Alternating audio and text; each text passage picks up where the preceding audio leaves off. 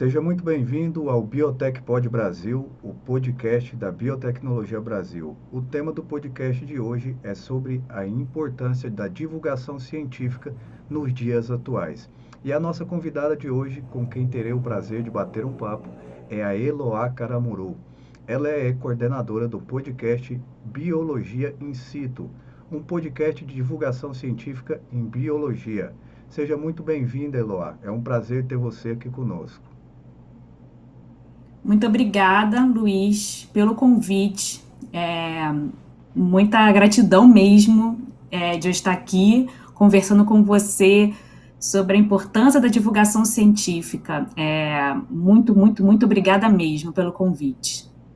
E eu inicio o nosso podcast fazendo a seguinte pergunta: você sabe o que é divulgação científica? Se não, fica tranquilo que eu vou te explicar. Essa é uma iniciativa que consiste nas atividades feitas para divulgar os avanços da ciência em diversas áreas. Em outras palavras, mostra para os cidadãos o que tem sido feito para melhorar os procedimentos em diversos segmentos, como medicina, farmácia, engenharia, biologia, biotecnologia, entre outros. É natural que caiba aos próprios cientistas a tarefa de traduzir o conhecimento científico para a sociedade. Entretanto, muitos cientistas eles ignoram ou rejeitam esta ideia. Por que será que é tão difícil fazer ciência e ao mesmo tempo divulgá-la ao público leigo? E aí eu quero saber a sua opinião em relação a essa pergunta, Eloá. Por que você acha que é tão difícil fazer ciência e ao mesmo tempo ter que divulgá-la ao público? Eu acredito, Luiz, que você juntar a ciência e a divulgação científica são caminhos difíceis, porque geralmente nós ficamos na bolha do mundo acadêmico e mostrar isso para a sociedade e mostrar a ciência para a sociedade não é só simplesmente a gente pegar a ciência que a gente conhece dentro da universidade e jogar para a sociedade. Né? Isso não é divulgação científica. Né? Como próprio nome diz, divulgação científica é a popularização da ciência. Não é achar que a sociedade não conhece a ciência, não é isso. Muitos conhecem, só que a gente tem que colocar de uma forma palatável, como nós dizemos no Biologia in Situ, que a sociedade entenda o que a gente está falando, porque nós sabemos que não só na biologia, mas também na biotecnologia, tem muitos termos complicadíssimos. Se nós pegarmos esses termos e jogarmos direto para a sociedade, para a comunidade, não vai ser compreensível. Então, tem que ser muito bem estudado, muito bem elaborado, ver com quem é o nosso público-alvo, né? E divulgar isso de uma forma que a população entenda e que isso se dissemine, né? Que a população consiga entender. Concordo plenamente, Eloá. Inclusive, uma justificativa muito comum e até um pouco preconceituosa é que o público não é capaz de entender a linguagem dos cientistas e que o conhecimento é demasiado complexo para ser traduzido ao senso comum. Eu não concordo, eu acho que quando você consegue explicar de forma que uma criança consiga entender, é de fato quando você consegue ensinar algo para que a pessoa consiga absorver, mesmo que seja complexo, mesmo que seja de difícil entendimento, você precisa simplificar esse entendimento para que qualquer pessoa consiga entender o que está sendo dito. E, obviamente, que dissecar as teorias ou então experimentos complexos científicos e apresentá-los em uma linguagem simplificada não é fácil. Isso aí nós não temos como ir contra a essa observação, porque realmente não é fácil. Eu sou divulgador científico e você precisa ter ali um gasto de energia e de horas de planejamento para você realmente conseguir passar um conhecimento científico de forma simples. Mas subestimar a inteligência do público, eu acho que de certa forma é uma atitude arrogante, preconceituosa, que não ajuda em nada. Então é importante reconhecer que há vários níveis de divulgação científica, mas todos com um objetivo básico, que é o de educar, informar e cativar o público, principalmente com as descobertas científicas. E em países pobres, assim como é o nosso caso aqui, de certa forma, nós temos ainda uma desigualdade muito grande, por isso torna o nosso país um país pobre. As demandas da sociedade que não são atendidas, elas implicam em atraso no desenvolvimento. E alguns temas atuais, como clonagem, alimentos transgênicos, ganham as páginas dos jornais e alguns minutos também nos noticiários televisivos. Mas a discussão em torno desses temas raramente transcende os muros acadêmicos.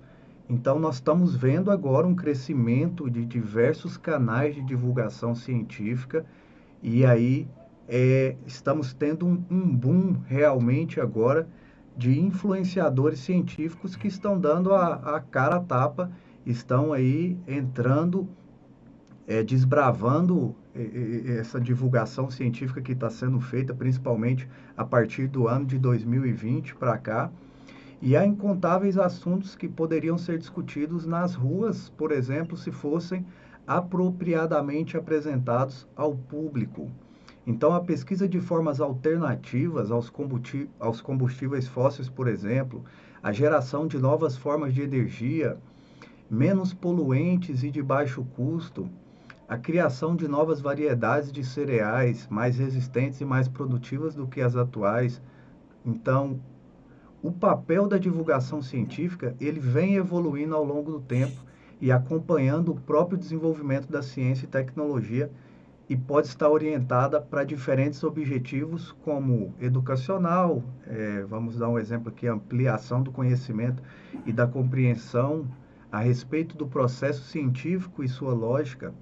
Então, neste caso, trata-se de transmitir informação científica, tanto com um caráter prático, com o objetivo de esclarecer os indivíduos sobre o desvendamento e a solução de problemas relacionados aos fenômenos já cientificamente estudados, quanto com um caráter cultural, visando estimular-lhes a curiosidade científica enquanto atributo humano. Também temos o cívico, então, o desenvolvimento de uma opinião pública informando sobre os impactos do desenvolvimento científico e tecnológico sobre a sociedade, particularmente em áreas críticas do processo de tomada de decisões. Então, trata-se, portanto, de transmitir informação científica voltada para a ampliação da ciência. E aí, eu quero te perguntar, Eloá, para que você conte um pouco mais da sua experiência e de quais você acha que são as maiores dificuldades na hora de se fazer divulgação científica, pela sua experiência já à frente do podcast Biologia in Situ. Sim, em frente ao podcast, como, né, você já mencionou, a maior preocupação é que a sociedade entenda o que a gente está falando, né? O que aquele assunto determinado biológico, enfim, que o público entenda aquele assunto. Então, a nossa preocupação é sempre que a linguagem seja clara, objetiva, que seja sempre quando a gente, porque no nosso podcast, né, nós temos conversas, então que essas conversas elas sejam de uma maneira que o público compreenda, e isso muito muito bacana de você ter comentado, assim, de a gente não achar que o público, né, não sabe nada, que a sociedade não tem o conhecimento científico. Todos temos o conhecimento prévio, né, de qualquer coisa. Então, a gente tem que vir a partir disso. Então, saber que aquele público ele já tem algum tipo de conhecimento, sim, né, algum deles, e a gente, a partir disso, mostrar a ciência de uma forma mais clara.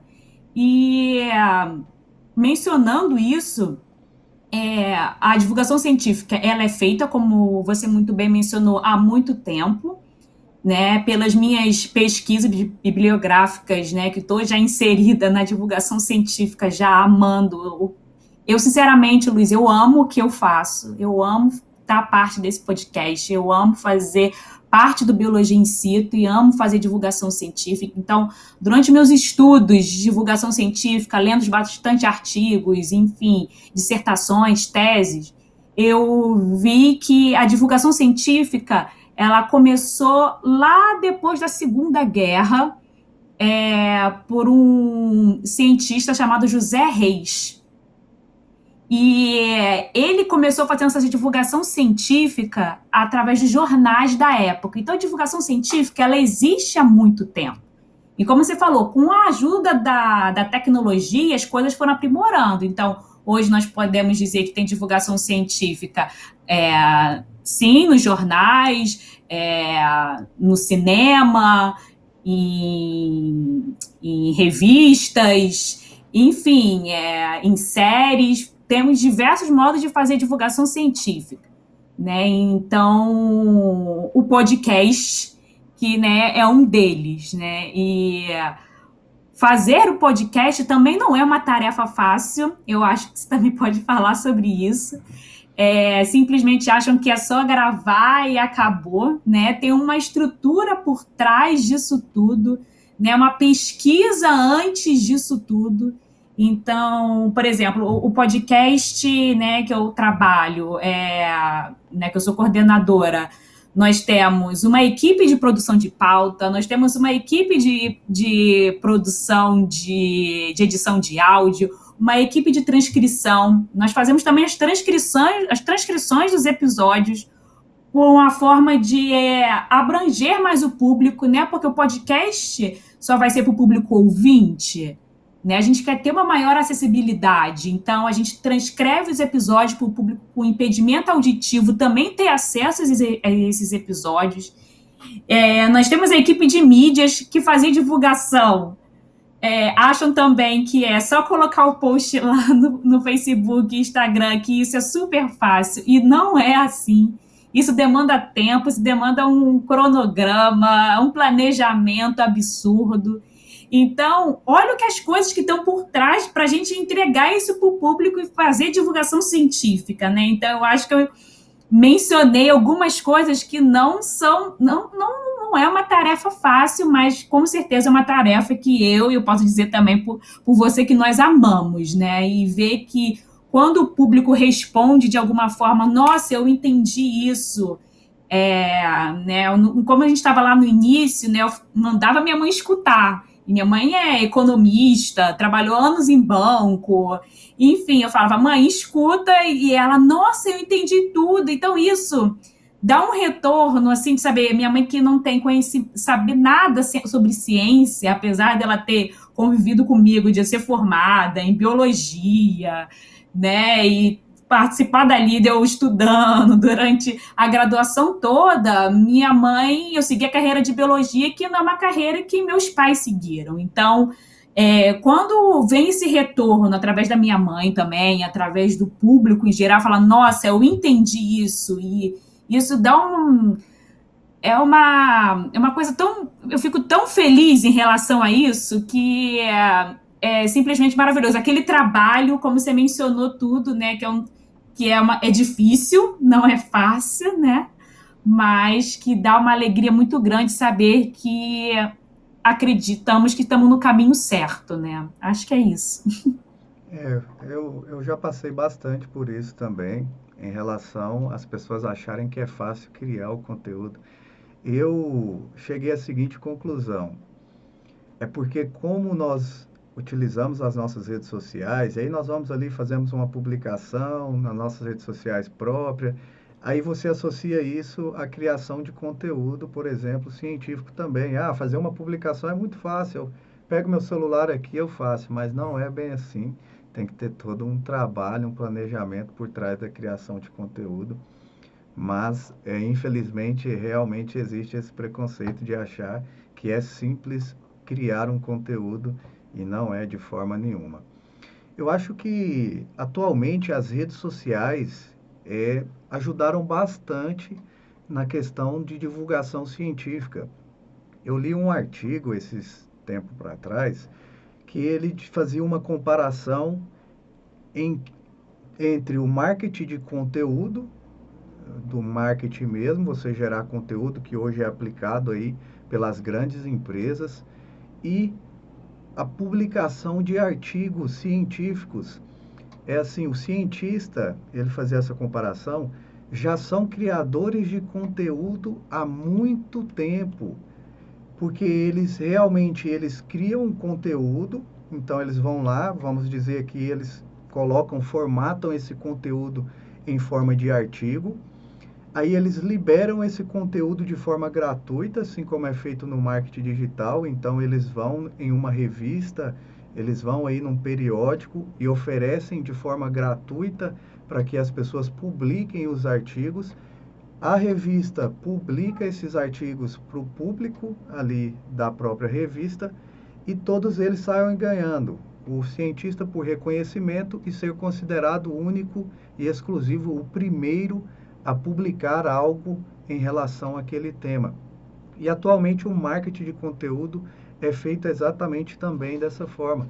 Então você gera um conteúdo de valor que as pessoas querem receber, você entrega isso de forma gratuita, só que hoje é entregue através das redes sociais e não é tão amarrado às revistas, aos periódicos, que inclusive algumas vezes você precisa inclusive pagar para ter ali o seu artigo publicado. Então acho que as redes sociais chegou assim também com um impacto muito forte que facilitou a divulgação científica e os cientistas começaram a perceber isso. Eu converso com muitos professores que têm doutorado, já estão aí há muitos anos no mercado de trabalho dando aulas e eles dizem o seguinte: Luiz, a partir do momento que chegou as redes sociais, que todo mundo começou a utilizar as redes sociais, se nós, professores, não nos adaptamos à rede social e criamos o nosso perfil e começamos a publicar o nosso conteúdo, parece que nós não existimos para os alunos. Se nós não temos conteúdo publicado, os jovens de hoje, eles não dão tanta autoridade para o que nós estamos ali ensinando. Então eles sempre perguntam: professor, qual que é seu usuário no Instagram, qual que é? Sempre buscando uma informação e eles vão através das redes sociais para conhecer um pouco mais o professor. Então está acontecendo isso. Os professores estão se reinventando porque eles sentiram a necessidade de fazer divulgação científica para se divulgarem também, para conseguirem ali manter uma autoridade em relação aos alunos. E aí eu queria saber um pouco também da sua opinião em relação ao seu ponto de vista sobre a importância das redes sociais. O que você acha que as redes sociais trouxe de benefícios para a divulgação científica? As redes sociais, elas trouxeram muitos benefícios para a divulgação científica, né? E como você muito bem mencionou, Luiz, há um tempo atrás ficava restrito às publicações em revistas científicas, em artigos que escrevíamos para publicação, e muitas vezes, como você mencionou, a gente pagava por isso, e para a pessoa ter acesso, até hoje, alguns artigos científicos a gente tem que pagar em dólar. Então, a divulgação fica impossível. A uma pessoa que quer acessar, ler aquele artigo científico, vai pagar por aquilo $20, $30 para ler um artigo científico. E quando você tem esse acesso nas redes sociais, Facebook, Instagram, né, e hoje em dia também o TikTok está ganhando essa grandiosidade, que eu já vi também algumas pessoas que trabalham com a ciência, enfim, trabalhando com o TikTok, aliás, o Biologia in Situ está entrando também no TikTok.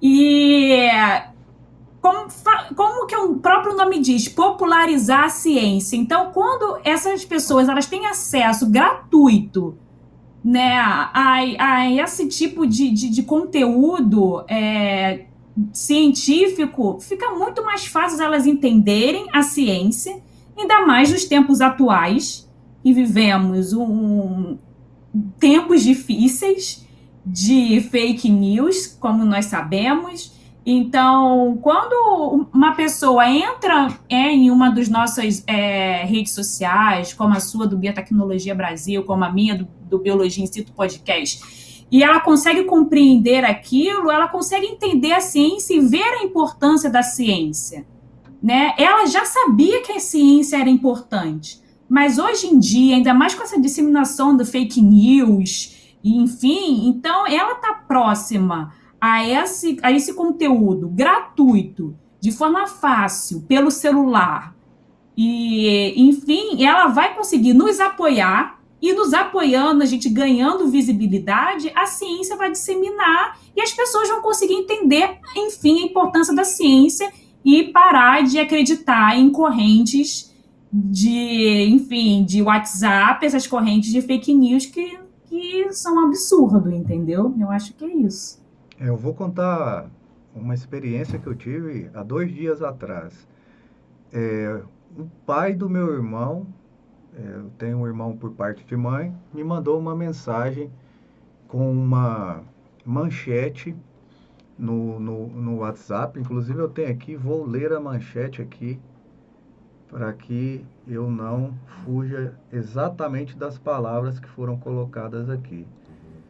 Então a manchete dizia o seguinte: ele estava preocupado porque na cidade dele liberou, chegou a vez dele de vacinar, mas ele estava preocupado em relação à vacina poder causar a morte das pessoas ou não, e ele não queria vacinar. Então estava escrito o seguinte: é tarde demais para salvar alguém que foi injetado com qualquer das vacinas para a Covid. Aí abaixo está escrito o seguinte: afirma Mike Weedon, ex-cientista-chefe da Pfizer.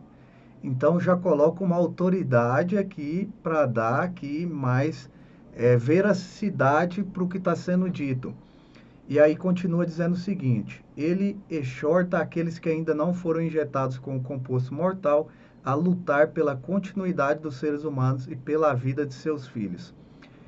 Aí eu fui acessar o artigo para ver, e realmente existe um artigo onde essa pessoa, o Mike, o ex-cientista-chefe da Pfizer, ele faz ali realmente alguns comentários.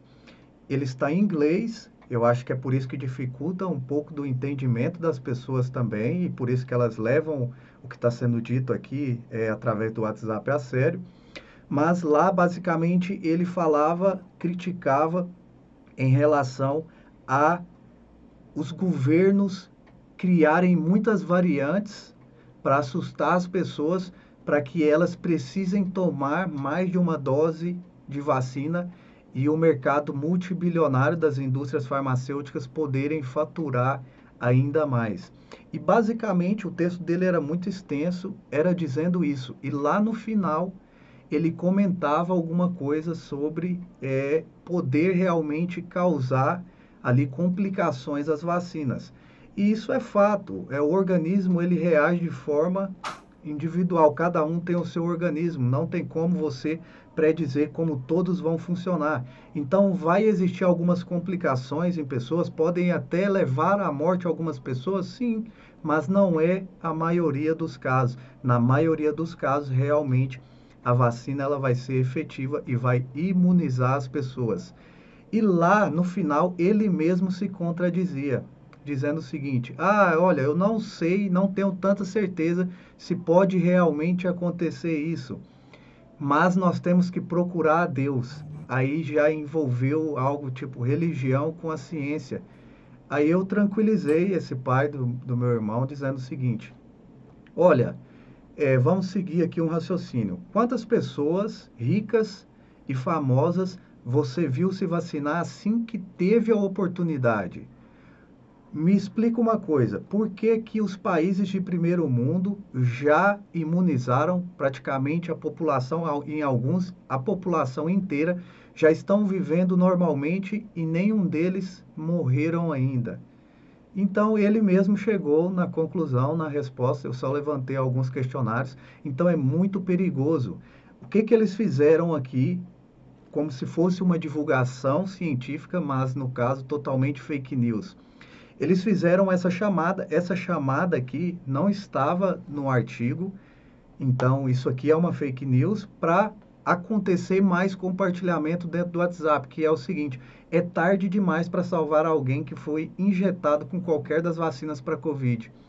O que que aconteceu? As pessoas começaram a enviar para quem já tinha tomado vacina. Ó, se eu fosse você, você ficava atento aí, porque você pode correr o risco de morrer.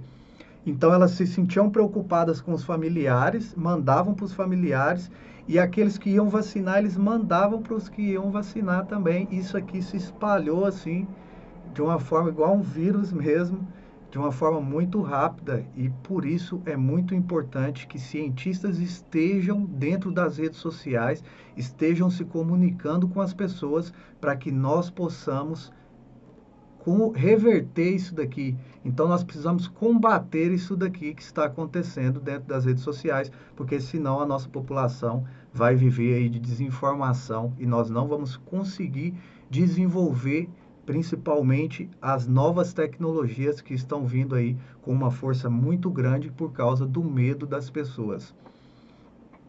Se você já teve algum caso assim de fake news que você falou, vai, opa, que puta merda que é isso aqui, que porra que os povos estão compartilhando aqui, desculpa o linguajar, pessoal, mas realmente tem coisas assim que são absurdas e a gente fica horrorizado com o que está sendo passado, como foi esse caso aqui.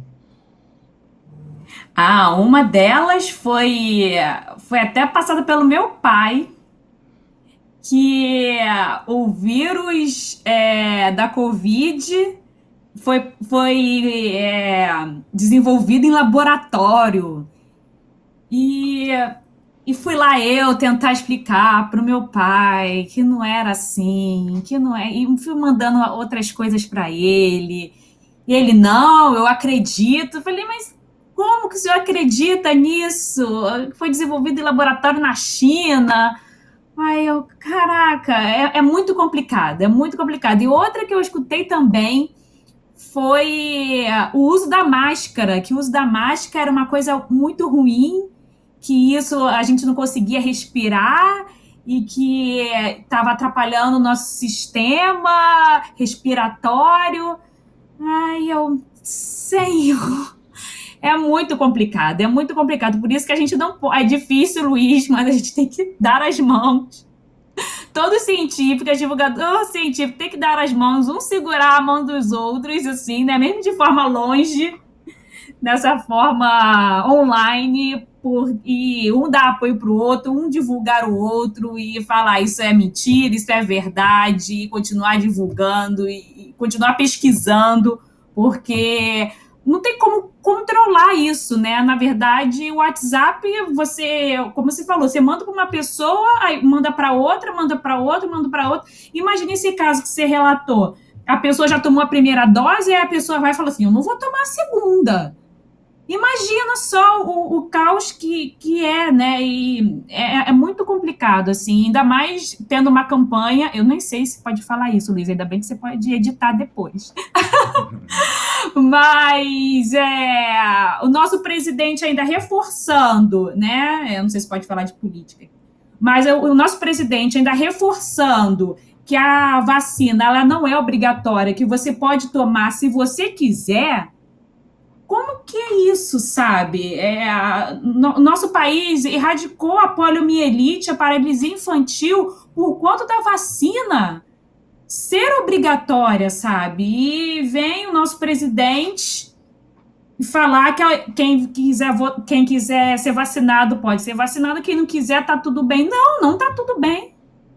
Todas as pessoas têm que ser vacinadas para poder, enfim, o vírus, né? Enfim, as pessoas poderem viver e acabar esse número de. Não ter mais esse número de mortes altíssimos que está tendo, enfim. Mais de. Está quase chegando a 500 mil mortes pelo vírus, entendeu? É muito complicado, muito complicado. Para mim, é um dos fatores, vamos dizer assim, um dos maiores maus que levam muitas pessoas à morte, é principalmente a ignorância de informações científicas, de conhecimentos científicos. Então, por que nós perdemos pessoas, entes queridos, para doenças?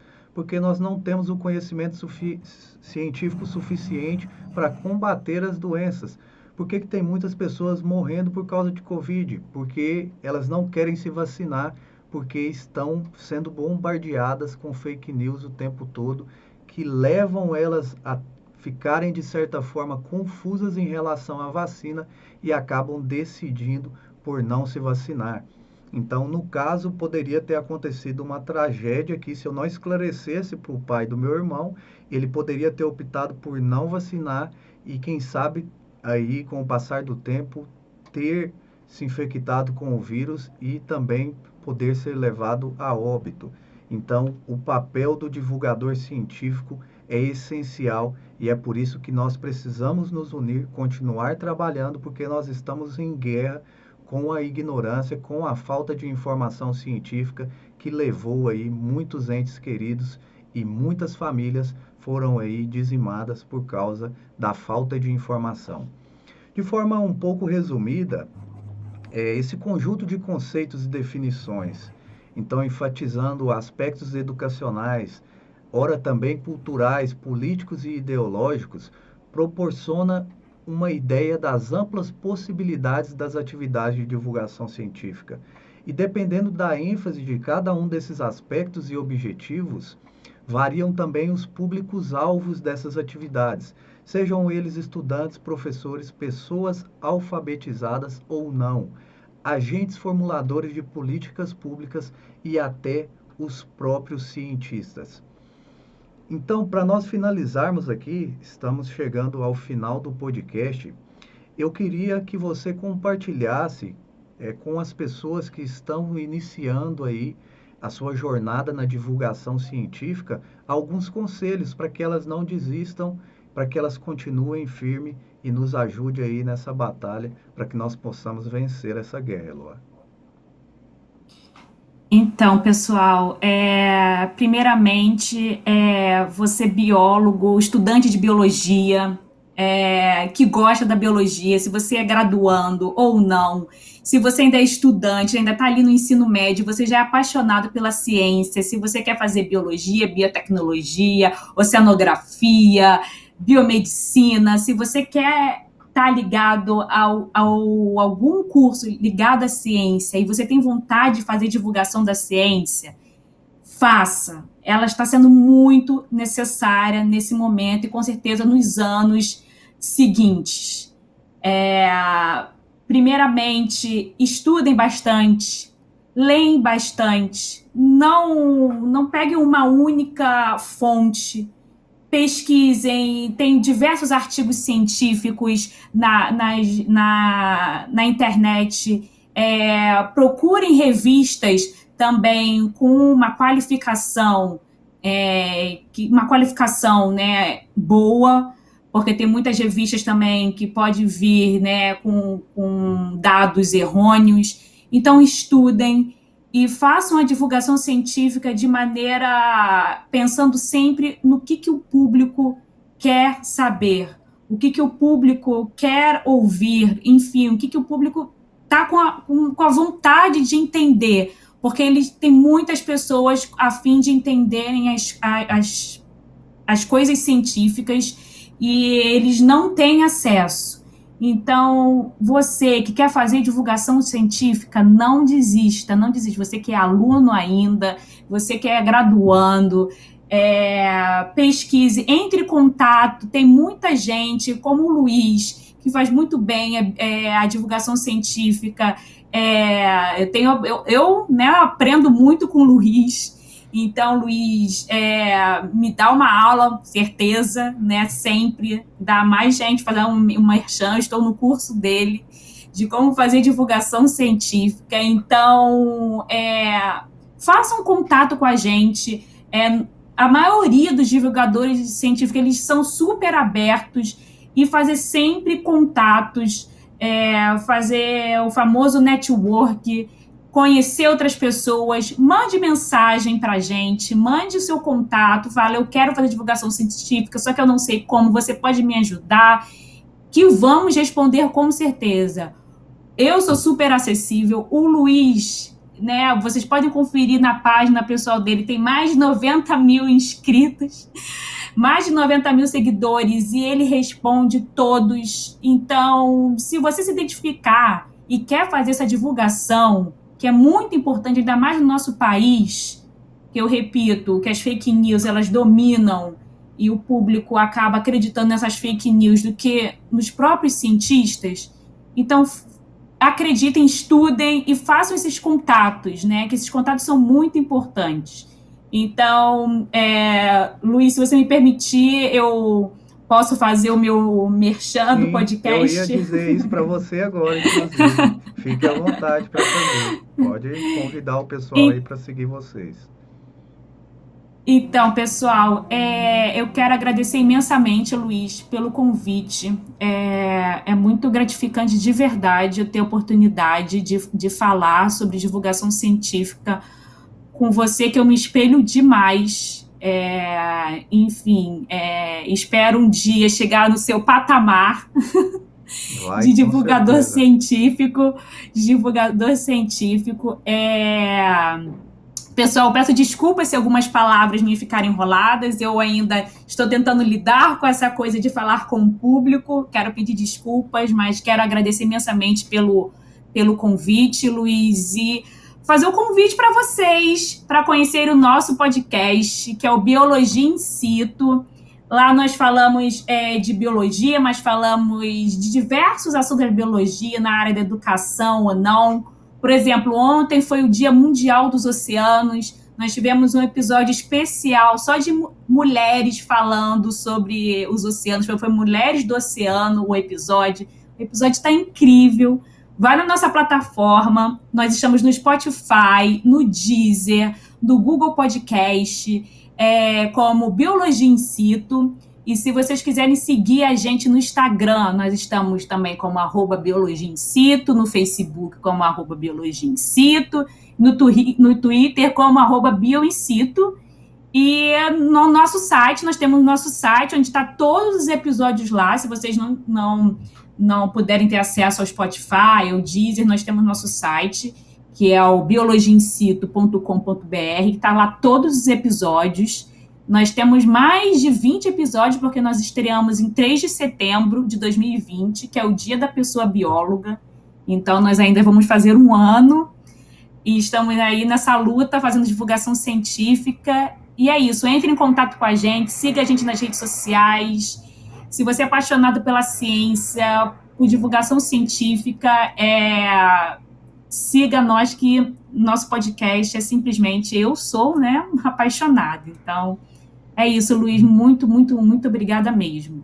Eu que agradeço, Eloá. Inclusive, você que está nos assistindo aí agora, eu super indico vocês irem lá e conhecerem a plataforma deles, segui-los nas redes sociais, porque realmente é muito conteúdo ali de valor sendo entregue de forma gratuita. Então vale a pena você conhecer, e se você ainda não segue eles nas redes sociais, começa lá a seguir. Pessoal, nós estamos chegando ao fim e eu só queria te dizer uma coisa. Se você está interessado em fazer divulgação científica, você não está sozinho. Você pode contar com diversas pessoas que já estão aí há algum tempo fazendo divulgação científica. Como a Eloá disse, eles sempre estão abertos a ensinar e também a compartilhar as experiências que eles já tiveram. E olha, presta bastante atenção nessa sacada que eu vou te passar. Se vocês repararem no mercado, atualmente as grandes empresas, elas estão realizando um trabalho de marketing de conteúdo, elas perceberam a importância de gerar conteúdo de valor para o público dela antes de qualquer ali ação que eles planejem vender alguma coisa. Primeiro, eles estão investindo pesadamente ali em gerar então uma aproximação com os clientes através desse conteúdo gratuito que é o chamado marketing de conteúdo. Eles criam um relacionamento. As grandes empresas, por exemplo, de biotecnologia, as indústrias farmacêuticas, começaram a perceber isso agora e eles estão iniciando os investimentos.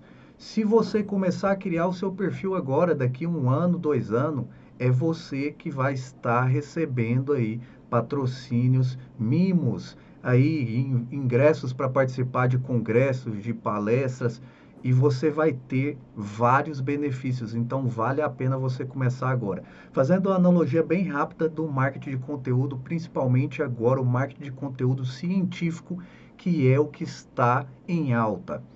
É como se fosse um palco com vários microfones e esse palco ainda, de certa forma, está vazio.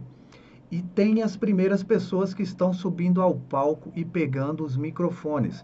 Lá embaixo tem uma plateia enorme, então os que estão subindo primeiro está conseguindo se comunicar e criar um relacionamento com aquela plateia que vai ser duradouro e que vai gerar ali então um relacionamento onde essas pessoas vão dar autoridade para quem está começando agora, porque já vai ter mais tempo de estrada. Então não perca tempo. Se você está com o planejamento, está pensando em começar a fazer divulgação científica, saia somente da ideia e comece a colocar em prática. Eu agradeço mais uma vez, Eloá, pela sua participação aqui. Foi um prazer bater esse papo com você. Quero que você volte outras vezes para continuarmos aqui discutindo outros assuntos. Essa vai ser só a primeira vez. Então eu agradeço a você também que está nos assistindo. E se você ainda não se inscreveu no nosso canal, aproveita agora, se inscreve, ativa as notificações para você receber sempre um novo conteúdo assim que for publicado aqui nos nossos canais. Então agradeço a vocês, desejo uma boa noite e nos vemos na próxima quarta-feira, no mesmo horário, às 19 horas. Eloá, se despeça do pessoal aí, mandando um beijo, um abraço para que possamos encerrar. Tchau, pessoal. Muito obrigada. Espero que vocês tenham gostado dessa conversa. É isso. Agradeço muito a minha equipe maravilhosa. Obrigada, equipe do Biologia in Situ. Estou aqui por vocês e por todas as pessoas que querem saber mais sobre a ciência, enfim, fazer divulgação científica. É isso. Obrigada, gente. E eu deixo aqui também o parabéns para toda a equipe do Biologia in Situ, porque vocês merecem. Então é isso aí. Nos vemos quarta-feira. Um grande abraço.